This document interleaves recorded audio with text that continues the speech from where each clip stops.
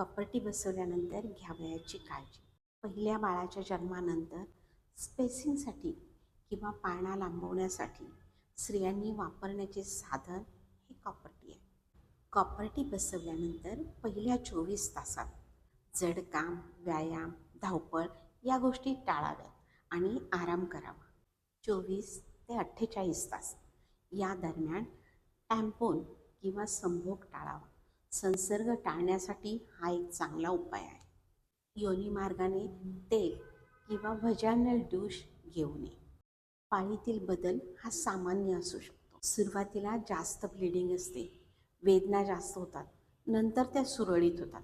पण अशा वेळी कोणत्या गोष्टी जास्त लक्ष ठेवायच्या असतात त्या पुढीलप्रमाणे. यात पाळी उशिरा येणे किंवा पाळीच्या दरम्यान जास्त रक्तस्राव होणे, संभोगात वेदना होणे किंवा या वेदना जास्त तीव्रतेच्या असणे. यावेळी संसर्गाची काही लक्षणे दिसतात का ते नीट तपासून बघावे लागेल. ताप येणं, अंगदुखी असणं, वास येणारा रक्तस्राव असेल तर.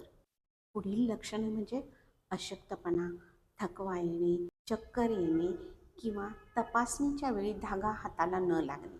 दर महिन्याला पाळीनंतर हा धागा सौम्यपणे चेक करायचा असतो. त्यानंतर फॉलोअप 4 ते 6 आठवड्यांनी फॉलोअप घ्यावा. त्यानंतर त्रास झाल्यास किंवा वर्षातून एकदा फॉलोअप घ्यावा. अशाच माहितीसह आपण पुन्हा भेटतोय एक पाऊल आरोग्याकडे. धन्यवाद.